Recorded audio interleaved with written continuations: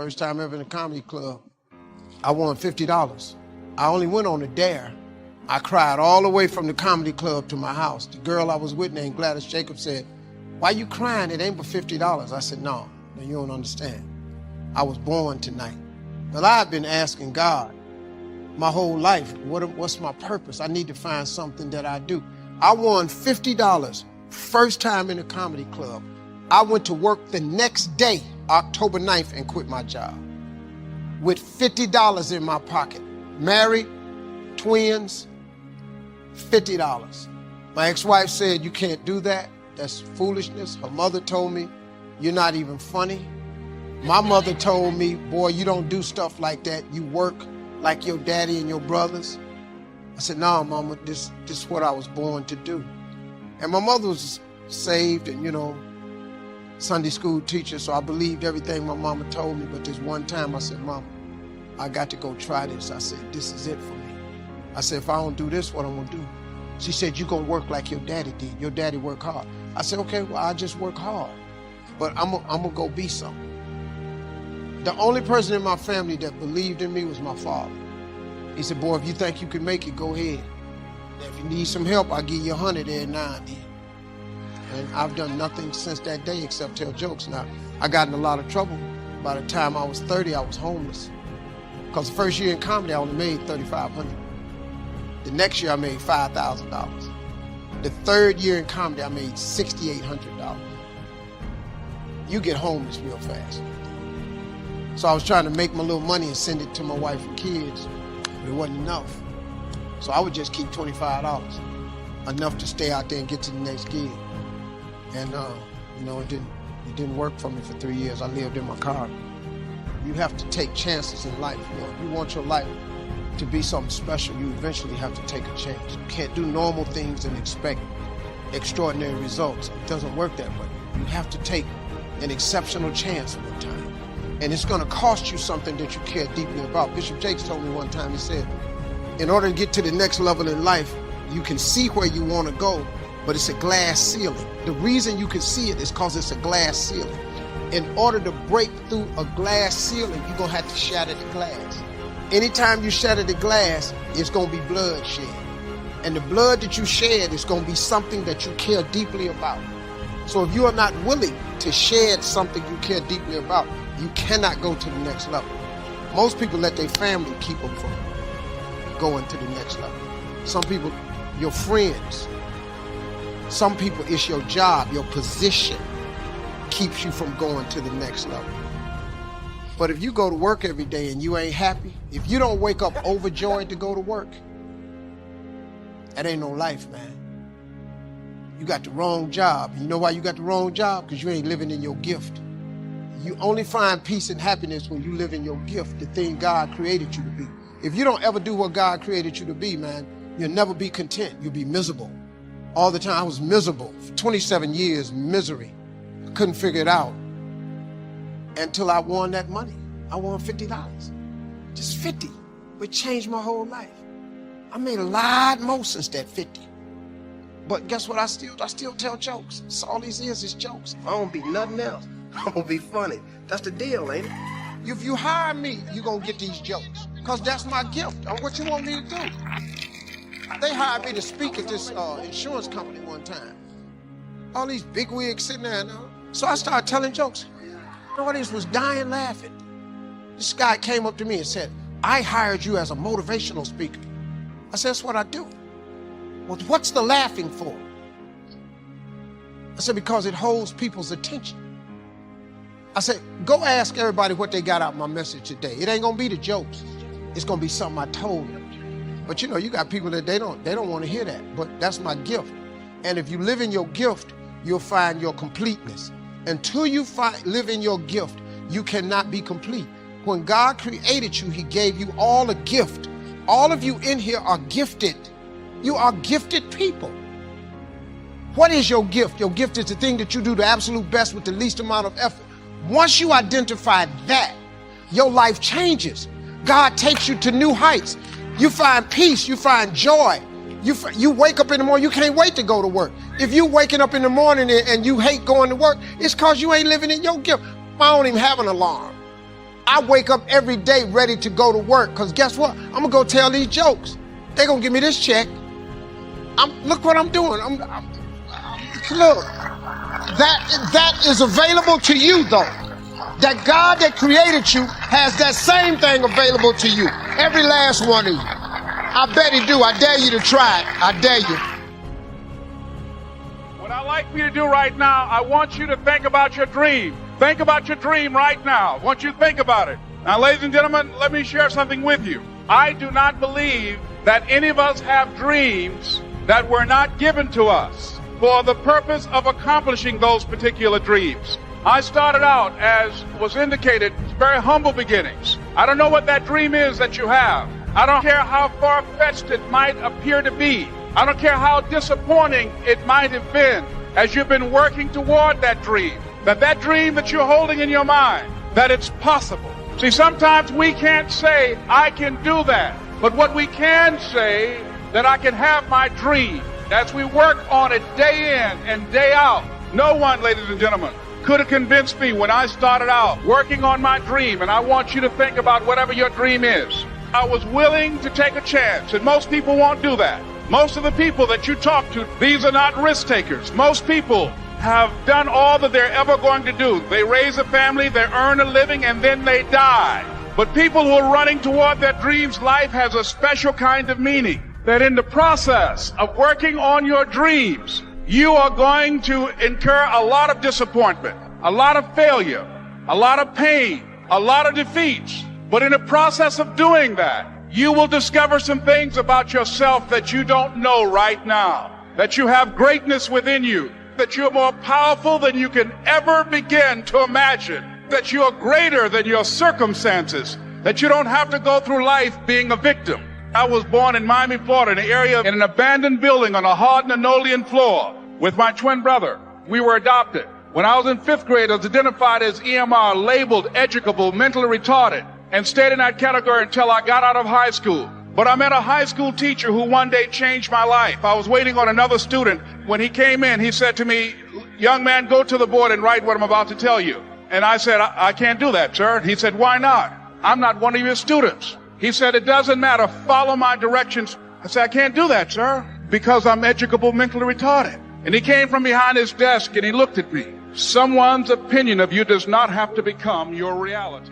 I just make mine so simple that it really doesn't have those complications. If on your goal list is a ranch in Montana, and you say, well, if I worked hard and maybe it's my second year of following an entrepreneurial project and I'm doing fairly well, I think maybe I could accomplish that in 5 years. Sure enough, if good things happen, it's down to 3. If it takes me a little longer, maybe that's off in 10. But I just leave it on my list, not to make it an obsession. And then maybe the more I think about it, say, no, not a farm in Montana.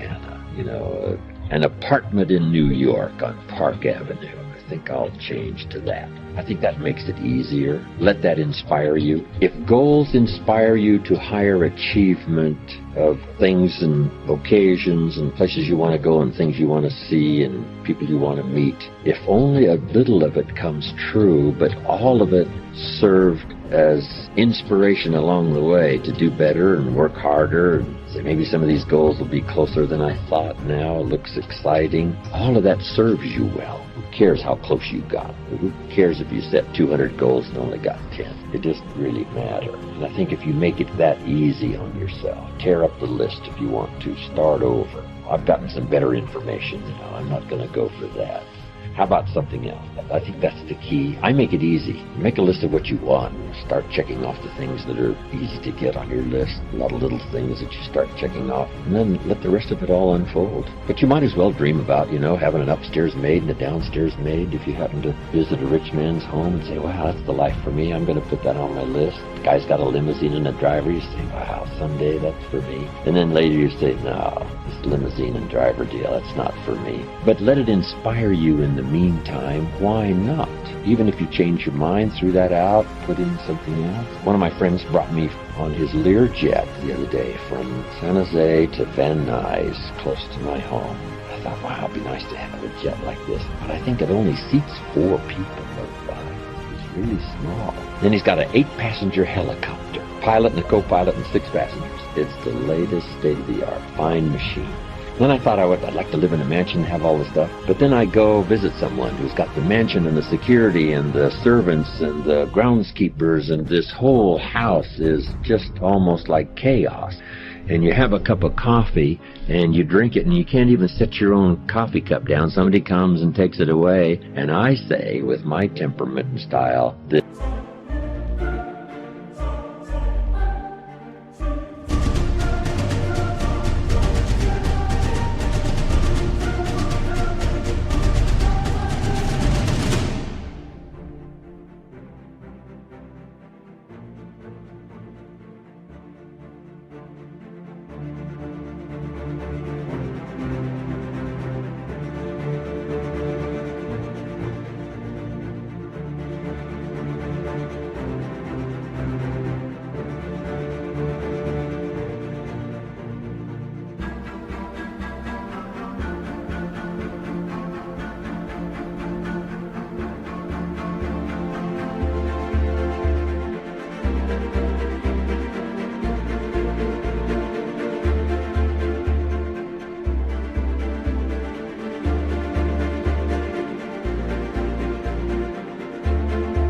this is really not for me. I've got to live a little more simple life. But for someone else, a house full of servants and groundskeepers and security and the whole entourage, that's for them. But if they wanted it and later changed their mind to live a little more serene life, then that's okay too. Did you ever get that mansion on the hill with all those servants? That, yeah, I went for that for a while, but the more I went to some places where people lived like that, the more I thought, no, this is really not for me. Having my fishing line in a tranquil stream in Montana, I think now suits my style a little better.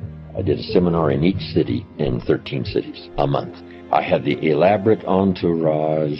It was unbelievable. One day I decided, someday I shall have no office, I shall have no secretary, I shall be free. And sure enough, that day finally arrived. People ask me now, what is your email address? And I say, I do not have one. I do have a website that someone else runs, but I have really simplified my life. A company that I do a lot of business with around the world asked me, do you want an office? I said, no. I said, do you want a secretary? I said, no. Then I did say once, yes, I'm going to have the satellite and put a fax machine in my motorhome so that I can be in touch but out of reach. I want somebody to say, yes, you can contact him, but you can't find him for a while. He's not gone forever, but he's gone for a while. So I do seek solitude, chances to get away. My farm in Idaho, overlooking Snake River, is a great place to get away and deal in agriculture and build a few homes. A little change of pace from flying all around the world. It's exciting for me. But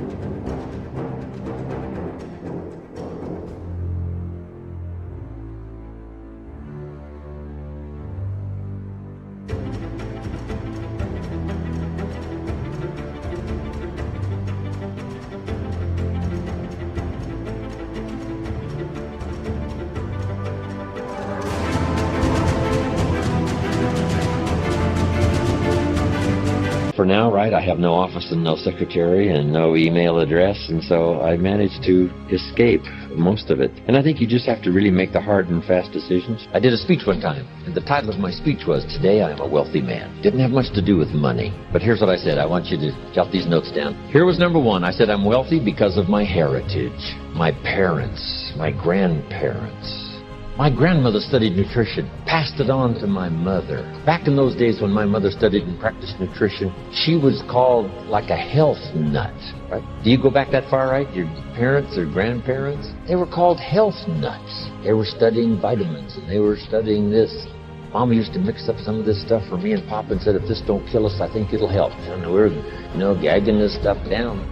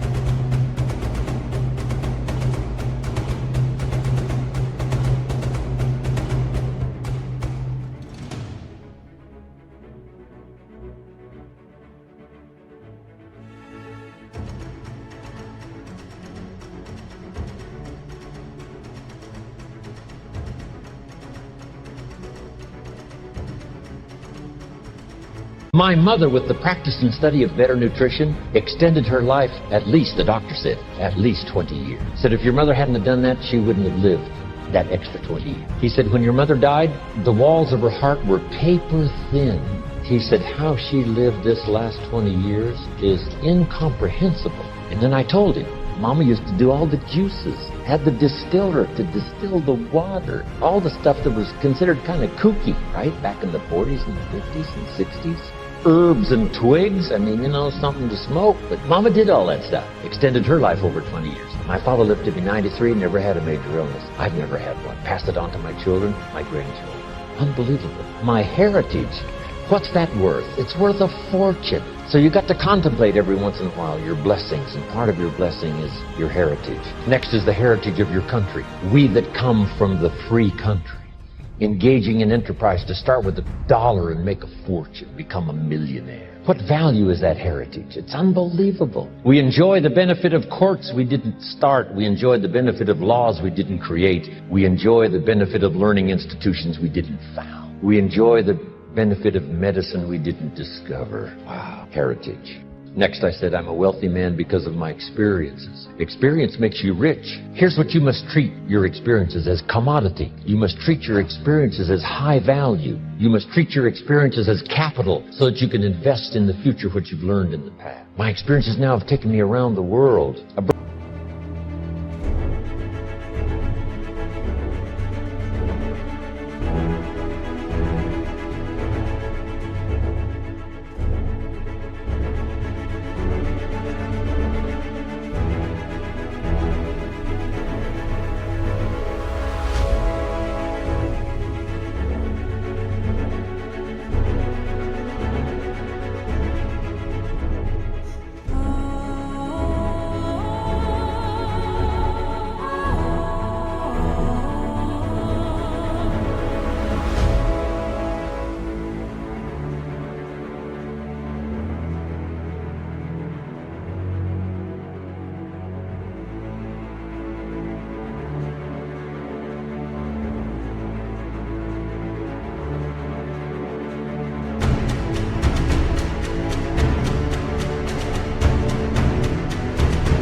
Birthday celebration last year, right, in 16 cities. It was one of the most unbelievable experiences of my life. A group got together in Italy and gave me a helicopter tour of Sorrento, Naples, Vesuvius, the Isle of Capri, Pompeii from the air. Unbelievable experience. God is not going to let the opposition delay you from your destiny. He has already scheduled your destiny moments. It may feel like you're falling behind. The opposition is holding you back. Stay encouraged. At the right time, that adversity is going to hurry out of your way. Red seas can't keep you from your purpose. God knows how to part those waters. Legal situations, companies that seem bigger, stronger, they can't stop God's plan for your life. It may feel like you're stuck. You don't see anything improving. Don't worry. God knows how to do a quick work. It can happen suddenly.